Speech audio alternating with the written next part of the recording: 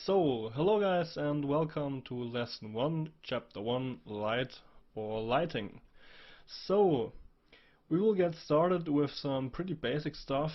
So first of all, we will get some procedural image-based texture making, because in my opinion, an imperfect light source is always better than something perfectly blank white, something like that.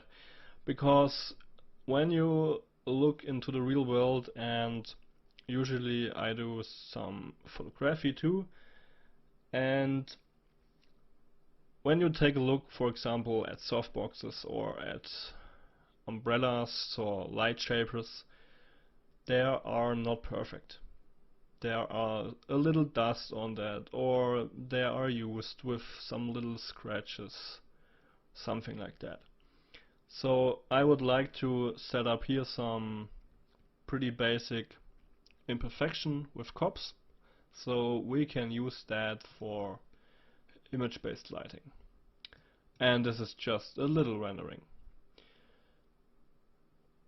So I think let's get started. So I move that to the side here, and I've got a new Houdini scene here. And let's get started. So we need a cop network here for the composite stuff, and let's call this image based lighting. Let's select this and let's press C and let's get a color here so we don't get lost. Let's dive inside with double click or the I key and dive up with U. Pretty simple, and let's place down a color. So with that color node we will get a blank white image, but we don't see it. So let's go here on the composite view and you can see it. So let's hit that. Let's center that a little bit. But I want a square ratio, so let's go on the image here and let's get like 2K resolution. I think that's enough. Something like that. That's alright. So then we need to get some noise. So let's call this in image, for example, and let's get down here and let's get a VOP cop generator,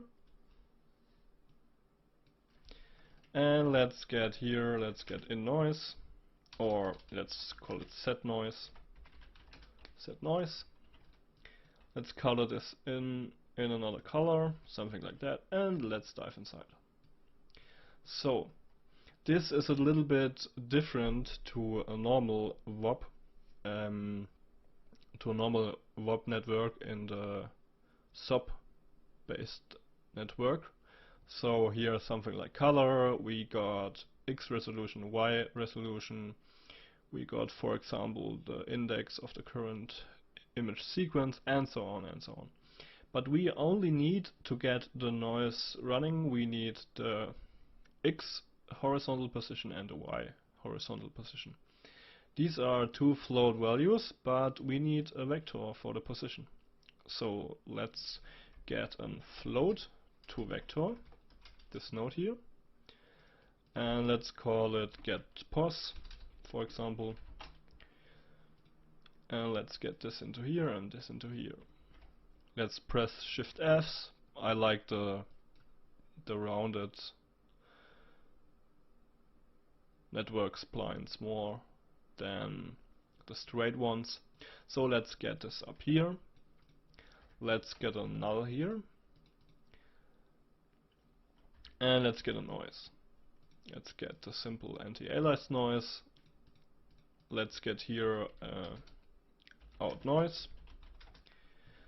And let's connect this to RGB, so red, green and blue, the values. Let's get this into here. Let's dive the frequency a little bit up and let's get away from the 0 3D offset. Let's dive out and let's hit here the viewport flag, so the display flag. You can hit it with, I usually go with the short key, so select it and press R and it will set the display flag. So let's dive inside again, let's bump that frequency a little bit up and let's get another value here. Something like that. That looks alright for me. So let's dive up and let's just copy and paste this noise here. Let's get this away and let's get a composite here.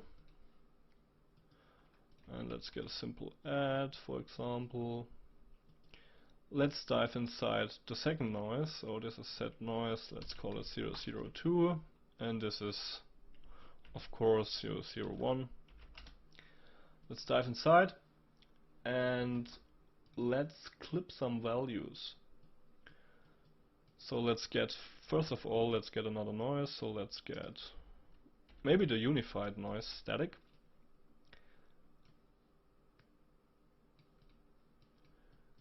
And let's just say for with the simplex for now, or let's go for no, maybe the alligator, no. Yeah, that's good. The sparse convolution noise, that's alright. And let's just fit it a little bit.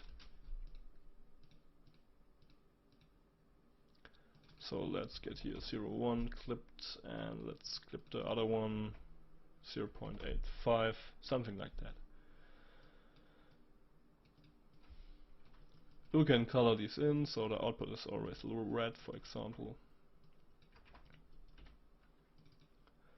Good. So let's just add these two noises together and we'll get something like this.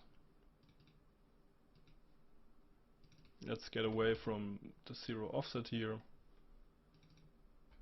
8 and 15, for example. And let's get a composite here. So the cool thing is you can get a composite node, and with the composite node you can get all operations you want, so for example a screen or a common one, multiply, something like that. And the good thing is now you can get the color from above here, and for example you can in temp for temperature, and let's get just here a bluish temperature, so a little bit colder temperature here, something like that. And now you can mix it, so you can multiply it and you will get something like this. Or you can darken the image, for example. So let's just get something like this here. And now we need to output the image, so let's get a ROP file output here. Let's connect this. Let's call this out image.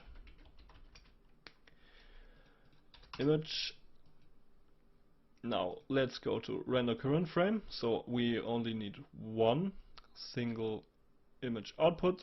Let's just state this here, natural resolution. And let's go here. I did a little folder here for lighting. Let's call this 002. Let's click render. Let's hit this up here quick.